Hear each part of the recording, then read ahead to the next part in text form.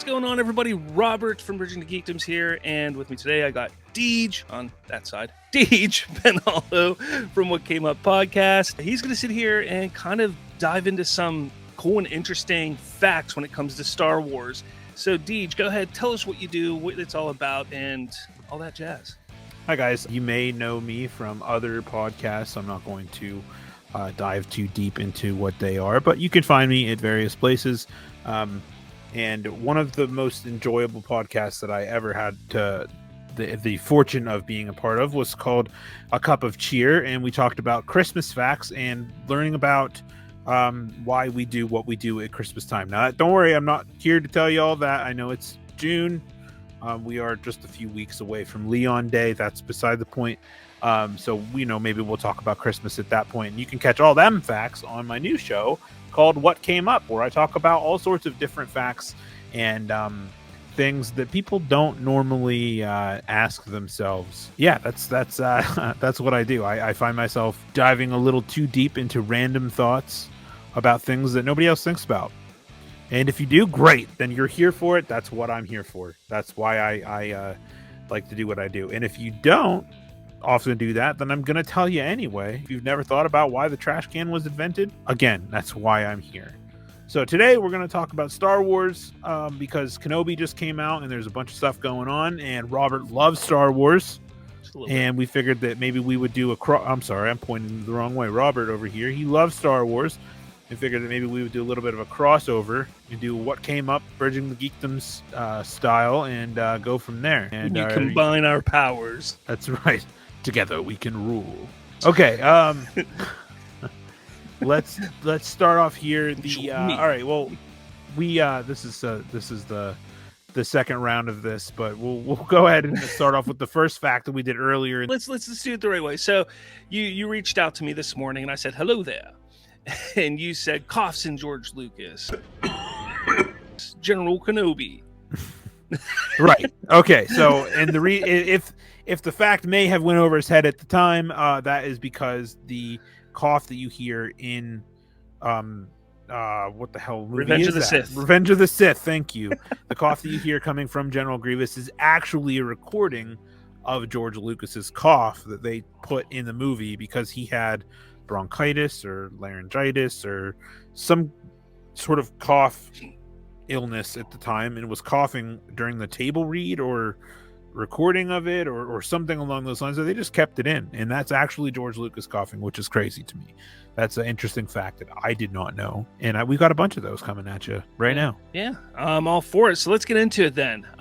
So I know that you sent me a list here, and obviously we're not going to go through all 60-ish facts or so that there are.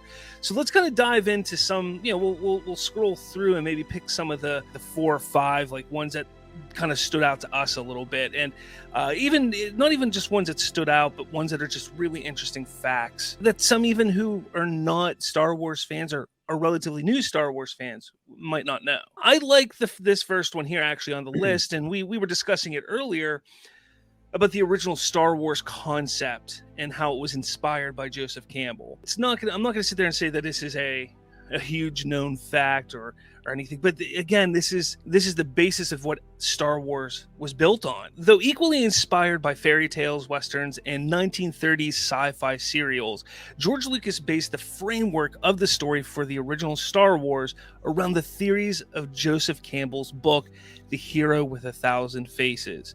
The book tracked common mythological motifs and argued that myths from around the world have been passed down through generations, like Beowulf or King Arthur, which all share a basic structure. According to Campbell, a hero ventures forth from the world of common day into a region of supernatural wonder. Fabulous forces are there encountered, and decisive victory is won. The hero comes back from the mysterious adventure with the power to bestow boons on his fellow man. Lucas simply grafted these ideas onto his story with Luke as his main hero. Again, this is the hero's journey, which a lot of people will talk about, and if you're somebody new to Star Wars, you may not have heard that, but the hero's journey is the basis of Star Wars. Again, just like Beowulf or King Arthur, if you take a look at some of those older stories, that's what those stories were about. It was about somebody becoming a hero. And again, I think this is one of those facts that cannot be disputed because George Lucas has talked about it on multiple occasions, but it is one that is very important to Star Wars. Right, and you can cookie cutter this formula as a plug and play method for pretty much anything these days. I mean, you got Harry Potter, you got Percy Jackson, you know, you got your beginning, you know, Marvel movies, which maybe it's a little loosely played with, but they're all a hero's journey in the end, and that falls into the category of one of the 36 different dramatic situations that you can have.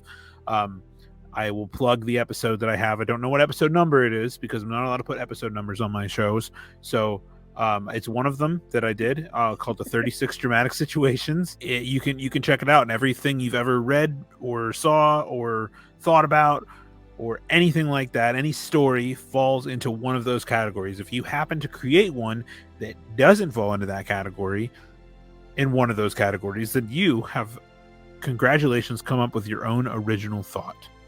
And that is pretty cool. So let's kind of move on to the next thing here. This one, because we are in the middle of Obi-Wan Kenobi on Disney Plus, and the big character reveal, and it wasn't really a reveal, we knew he was going to be in it, was Darth Vader. But everybody was wondering who's going to be voicing Vader. We know that James Earl Jones is, 91 years old at this point. Who would have thought that he would come back to voice Vader again at that point? However, for those of you who are not aware, James Earl Jones was not the original choice to be considered as Darth Vader. Originally, Lucas wanted Orson Welles, but he dropped the idea when he thought Welles' famous baritone would be too recognizable. And that was kind of the whole thing with Star Wars, was it was a bunch of unknowns essentially, and he didn't want to have, I mean, he had Peter Cushing was probably the most well-known actor in that film, in the original Star Wars. Overall, I mean, you don't want to have, I mean, Orson Welles does have one of those voices that you hear, you're like, that's Orson Welles, you know, whereas you don't want that to happen with a character like Vader. But I thought that was really interesting. Hey, that's pretty interesting. That is one other thing that I did not know about. I'd like number 9. It's one of my favorite ones here. It's the opening crawl for the original movie, which was cribbed from the Flash Gordon serials. That also inspired the film. It was done practically by carefully placing a 2-foot wide die-cut yellow letters over a 6-foot long paper background, with a camera making a slow pass over them to mimic the crawl. In total, it took 3 hours to shoot. That's insane. Yeah, the amount of practical effects that were used in 1977 or for 1977 Star Wars is incredible. I mean, when you take a look at the special effects of that era, Star Wars, George Lucas and Star Wars truly just jumped to the future with that film. Everything that they did was they would take old stop motion, but they would just do it better and more advanced.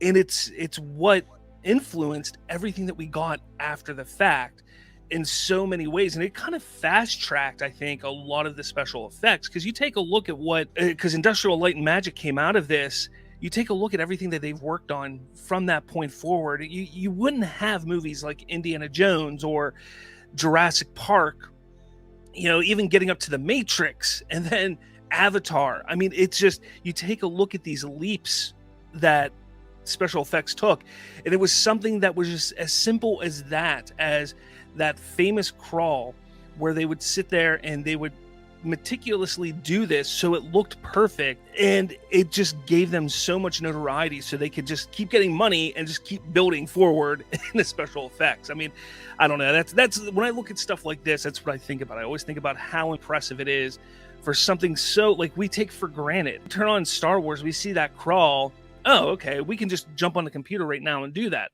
1977, they couldn't do that. Right, that's true. And some people still prefer practical effects, and even as primitive as those ones are. I don't know if this is on this facts here, but speaking of practical effects, the Phantom Menace actually has the most practical effects out of all the Star Wars films. Something that people don't know. The Phantom Menace does? The Phantom Menace does, yes. Well, that's impressive. And that's the thing, because when you think of the Phantom Menace, you think of the prequels, you think of the behind the scenes things with all the green screen, because that's what they use. Like, it was I think Ewan McGregor is one of the famous ones who sat there and would say, like, it was impossible to act because everything was green. You had the other actor you're acting off of, but there was no set. It was all green. Mm-hmm. So, when you sit there and think about the Phantom Menace, that's what you're thinking about. But no, it is, for a Star Wars film, it used the most practical effects of any Star Wars film. That's wild. I did not know that. But the one that I really want to talk about is that and I've heard this a million times, is that Yoda, he's not a Muppet. We're on fact number 21 here. And he's not a Muppet, and people think that he is. And I think that even Weird Al Yankovic mentions it in his song Yoda, which is a parody of Layla by Eric Clapton.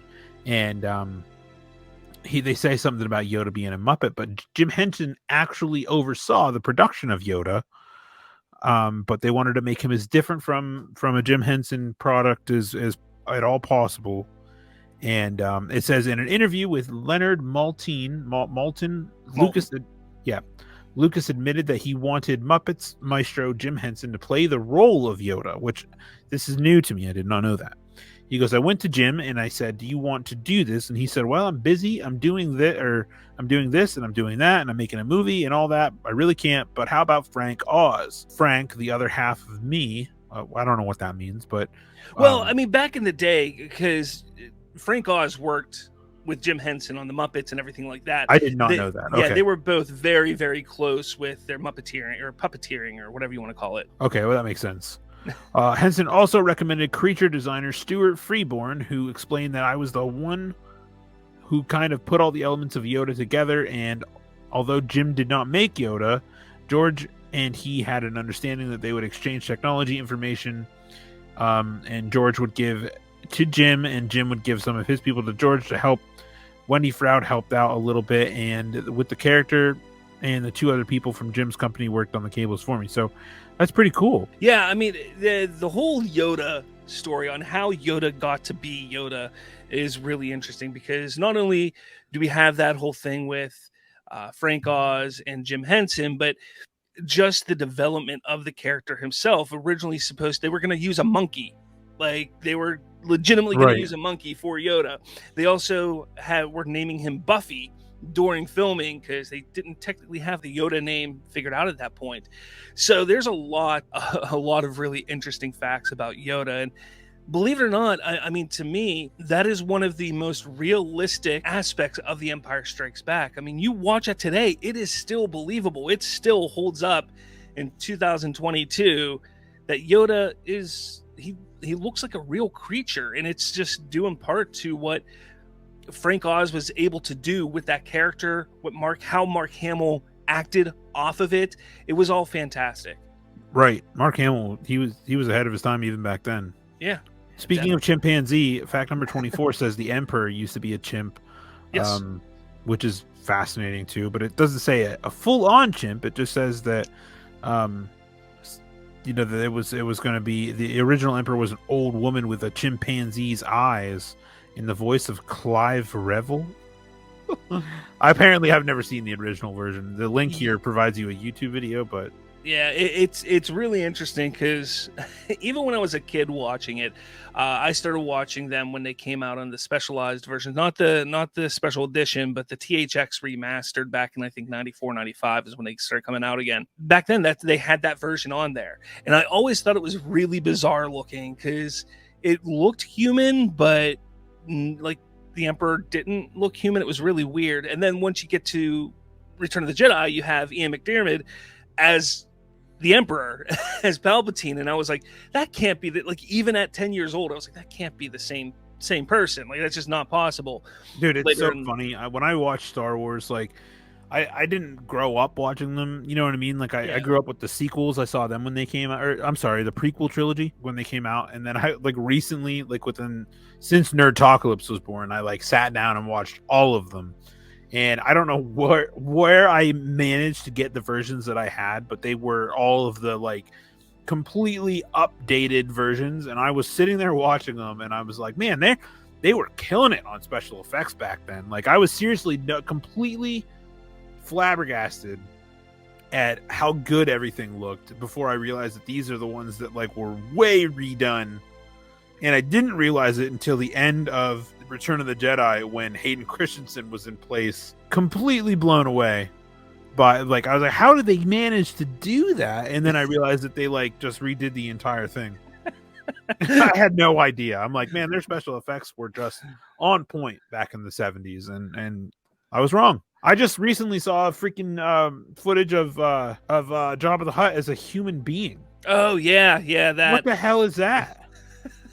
So they had like some, I think it was an Irishman or maybe a Scotsman, some random actor was in place in A New Hope. They originally were going to show Jabba back then, and yeah, because in the original Star Wars, again, I know you got into it late. The original version of that film, up until before the special editions, there was no Jabba the Hutt in A New Hope at all. That was something they filmed, never added in, and then Lucas added it back in for the special editions back in 96, 97. Wow. So, yeah, so it's one of those things, like, they filmed this random actor, and it just didn't play, or they cut it for whatever reason. But when they went back to Jabba, when they were doing Return of the Jedi, they completely changed to the slug-looking character that he is, and then they went and changed it. It's so bizarre, like, the mind of Lucas on how everything happened and worked, and it just is crazy to me. And there's people that I don't understand why, but people love to sit there and say, I want to watch the original uncut version that was released in theaters in 1977. And I'm like, okay, I get that for maybe, just to be like, hey, I've seen it. But the people that sit there and say they prefer that just baffles me, because I've seen earlier versions on VHS. I've seen earlier versions, and it looks like shit. It really does. The fact that Lucas went in and would keep updating, and yeah, maybe he's adding some things, but it doesn't take away from the story at all. The only thing that has ever taken away from the story is who shot first, Han or Greedo. And the only thing that takes away from is Han Solo's character and what kind of person he actually is. Besides that, anything and everything that Lucas has added after the fact, after originally filming, I think has either enhanced the movies or it's just throwaway. It's just like, hey, that's cool. That's that. I don't know why people get so butthurt over the fact that, I need to see the originals. Like, hey, I wouldn't want to. I mean, now that I know what, that it was so weird and campy and things like that, I wouldn't want to either. But that brings me to another fact that I can't seem to find on this list. However, I have not gone all the way down to the bottom, but how big of a deal Who Shot First was back then, even before the internet was a thing. It's just been this huge deal, and and it went on and on and on and on and on and on up until it got to Harrison Ford, and he just like, I don't care. Like, that's pretty much what he said. Like, I don't know, I don't care. Stop, bickering about it. It's dumb. Which is, that goes right along the the side of the fact that Die Hard is not a Christmas movie. And we're not getting into it, Bob. I don't want to start. There's an episode all about it. You guys all go check that out. But what the hell is his name? Bruce Willis says it's not. So I don't know. I got to go with the actor. You just wanted to get that jab in there. That's all. Maybe. We're not done with that argument. So a lot of people, and this is a really interesting fact. This is all the way down at number 41. The original title for episode 6 is not what everybody thinks it was. And no, I'm not sitting there saying that the original title was Revenge of the Jedi. That was not the original title. The original title was actually Return of the Jedi. But Fox thought the title was too bland and convinced the pair to change it, which it then became Revenge of the Jedi. That lasted far into production, even trailers showing it and posters putting the name Revenge of the Jedi. But the title was changed back to Return of the Jedi just weeks before the movie opened. The revenge theme would pop up again later in the third prequel film, Revenge of the Sith. See, a lot of people, and this is one that I hear all the time, hey, did you know that the original title for episode 6 was Revenge of the Jedi? And technically, no, it wasn't. It was one of the titles, but it was not the original title. The original title is actually the title that it was released as. But do you know the reason why they changed it back to Return? I do not know that. Yeah, the reason being, and it's a really simple reason, is Lucas did not believe that Jedi would seek revenge. That's not what they do. That is more of a a dark side Sith type of mentality, is revenge, whereas Jedi would not look at it in that way. Well, that's cool. So speaking of titles, I did not know number 42. So this here says that by 1983, the fervor surrounding the Star Wars movie had reached an all-time high. This is without internet, people, with cast, crew members, and the public willing to leak any new information. How did they leak stuff back then? Well, it was just people on set. Newspapers? Well, I mean, yeah, through newspapers, through magazines, through word of mouth. There was a lot back then. They didn't have these NDAs for their staff like they do today. So if there was a boom operator there, he could easily just go to his brother and say, "Hey, Luke Skywalker gets his hand cut off in Empire Strikes Back," or "Hey, this or that." That's why on Empire Strikes Back they changed the script for what Darth Vader and Luke's scene was about, because they didn't want anybody to leak that. Only the people involved that had to know knew, because they didn't want it to leak. So, okay, that's cool. And that leads me to this here, is that to combat this, the movie was shot under the production title Blue Harvest, which I have been wondering for ages, and it never thought to look it up. Now that I have a podcast, I can. Why Family Guy was called Blue Harvest. I did not know that. That's crazy. So Family Guy took the title Blue Harvest and just threw it on their special, and that's so cool. That's very. Isn't there another one, or is it all called Blue Harvest? No, they did 3. They did the 3 original movies. Something Dark Side was one of them, and I don't remember what the other one was. Yeah. One of them was definitely Blue Harvest. Yes, yeah, the first one was Blue Harvest. That's so cool. I did not know that. The filmmakers even came up with a fake tagline for their fake movie called Horror Beyond Imagination. Oh, freaking! That's so funny. The speeder bike chase in Return of the Jedi was actually filmed at very, very slow speeds with a camera. They would actually slowly walk through the forest that they were in, the Redwood Forest in California, and then they would go back, and it was sped up to the standard 24 frames per second after the fact. That way it looked like they were going really, really fast through the forest, which I always thought was really cool. Oh, that is interesting. I wouldn't have ever guessed. It looks really good. Yeah. Again, we go back to what they were able to do at the time, and just the smarts, not the smarts, but the ingenuity. That's the word I'm looking for. Ingenuity that they came up with for a lot of this stuff. It's fascinating. Oh, man, I just used one of your words. Fascinating. It is, man. It's fucking crazy. But yeah, like, who'd have thought, like, to do that? Yeah. That's what's mind-blowing about finding this kind of stuff out. It's just like, there they are, a bunch of people making a $1 million, billion-dollar movie at the time. I don't remember what it is, but what was the budget for that movie? $32.5 million. All right, so you're making a $32.5 million movie. Your budget is widespread across the entire thing because you have massive locations, because they wanted to use practical effects on all this stuff. Nowadays, you don't have that. You have what do they call that place that Jon Favreau made? The volume. The volume. Yeah, that's what everything that you see in Star Wars now is there. Yeah, but I mean, real quick, I'm going to point this out. The budget of Return of the Jedi was $32.5 million because of the amount of special effects work done at Lucas's own effects facility, ILM. It's estimated that the film would have cost $50 million if anyone else had tried to make it, which is really interesting. But when you talk about the volume, yes, the volume's great and all. I love the volume. I think what they've been able to do there has been phenomenal. But it is still limited. Green screen still looks better, only because you can't get the depth for some reason yet. They haven't quite gotten the depth and the scale with the volume, but it is fantastic. It is really amazing to see what they're able to do with technology now, and it makes making films and TV shows so much cheaper than it would have had to use green screen, and faster. And it does make it go faster as well. That's crazy. But anyway, you have that all widespread, and everyone's racking their brain like, how can we make, this 3 mile speeder chase? Like, dude, that's just like, how about we film it slower? Like, and then speed it up? Like, dude, Hell yeah. That's the kind of ingenuity I'm looking for. I love it.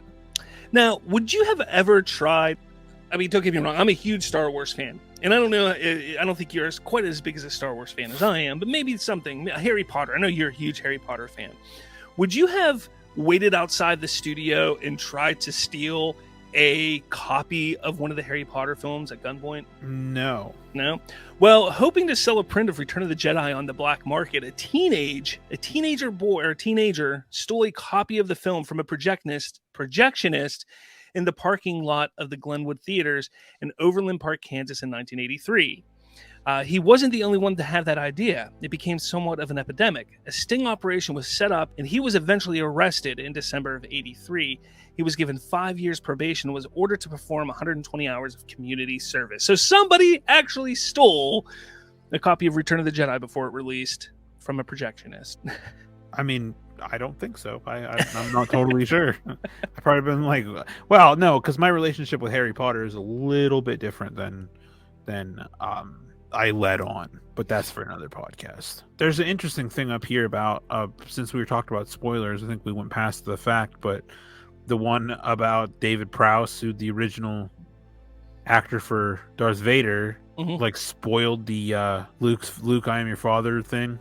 Well, that actually is unsubstantiated as to being what happened. So David Prowse swears up and down that he did not spoil it, but it upset Lucas so much that after the fact, Prowse was not invited to do anything in regards to Star Wars after that. So Prowse is the Tom Holland of basically, yeah. The Star Wars.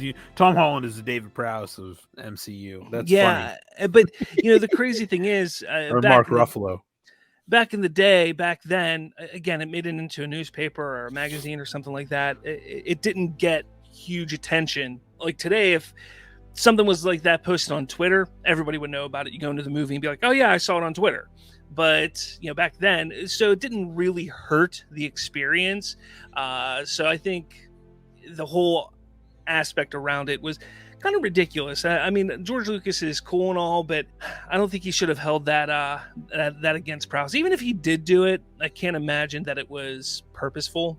Interesting. I mean, like it's I don't spoil things on purpose. I just get excited, and then that's what happens. So, did you know that Benicio del Toro was supposed to play Darth Maul? No, but that would have been terrible. I don't think I would have liked that very much. Well, he did actually get his chance, though, in a Star Wars movie with The Last Jedi, where he played the code breaker that they find in a jail cell on... Oh, because that was so much better than Darth Maul. Hey, look, I'm just... That was bad, too. He appears in the most pointless part of The Last Jedi, the most forgettable part. Yeah, but I don't know if you know this, sticking with Darth Maul, Ray Park is the one who was Darth Maul in Episode 1. Did you know that Peter Serafinowicz was actually the voice of Darth Maul in Episode 1? Peter Serafinowicz would best be known. He was also in Shaun of the Dead. John Wick 2 he was in? Really? I didn't know that. Yeah, but he was the voice for Darth Maul in Episode 1. But then they changed it. For those of you who weren't aware, Darth Maul does pop up in Solo, a Star Wars story, and it is not Peter Serafinowicz that actually voices him there. It is Sam Witwer. There we go, Sam Witwer, who is actually the voice of Darth Maul in Clone Wars and Rebels. Why doesn't Ray Park just do it? I don't understand.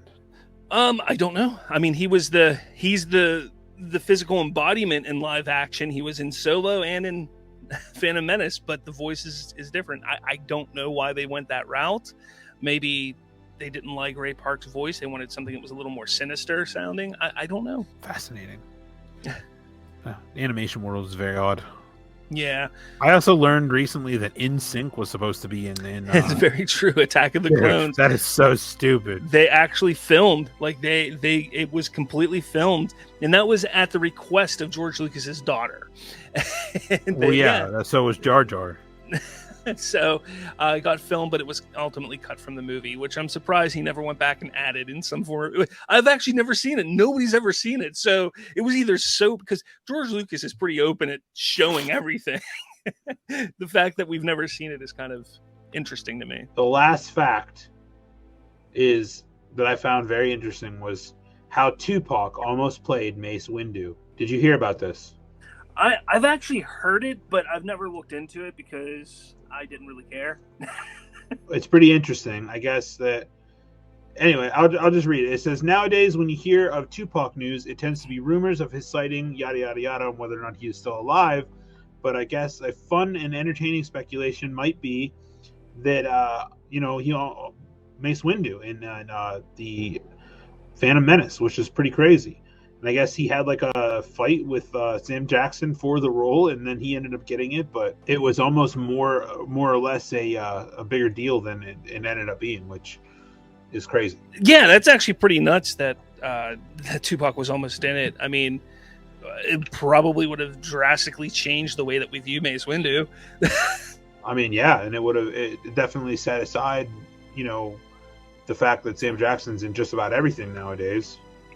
It really is, yeah. Yeah, but I mean, it would have been cool. I mean, I would have very much enjoyed that. Not that I don't enjoy Sam Jackson. Yeah, I probably have to say that I enjoy Sam Jackson. I enjoy Sam Jackson more than I probably would have enjoyed Tupac. I mean, yeah, probably. So, but hey, with all the issues that I've had here, connection-wise, for those of you who are watching, you probably seen some weird cuts and stuff like that. For those listening, you probably didn't notice a thing. But with all of that, I think we should, just close up shop here. We will get back to this. I love doing this. Yeah, we can do it with anything. There's lots of crazy facts about so many things that happen behind the scenes that we don't know about. And again, that's why I'm here. I talk about behind the scenes of Planet Earth and why we do the things that we do. And luckily, movies and TV shows and comic books, they all happen on Planet Earth. So we are good to endless amounts of shows doing that. Yeah, I'm all for it. We definitely need to plan on doing this again. And maybe we can stick to not just Star Wars, but maybe try and stick to pulp culture, nerdy stuff, specifically when we do crossovers. Sure. And yeah, why not? There. But definitely check out What Came Up podcast. For those of you watching on my channel, definitely check out his show. They're nice, short, little, most of them are about 10-15 minutes, sometimes a little shorter than that. But it's good fun. It's again, you did the one the other day about why we mow the lawns, and I just had a good chuckle because you were talking about the lawn being Earth's hair, and you were cutting Earth's hair. I don't know. I had a good chuckle with that for some reason. It's just one of those things. I'm like, I mean, somewhere along the line, somebody shaving their face would have had to have been like, I bet you I can do this with my lawn. So, but yeah, guys, thanks for watching and listening. And Deej, thanks for doing this. This is great. I love it. Yeah, absolutely. It's always a pleasure among our crazy work schedules that we get together. So yeah, definitely. So, all right, man. All right. I will thanks a lot, man. You later. All right, bye.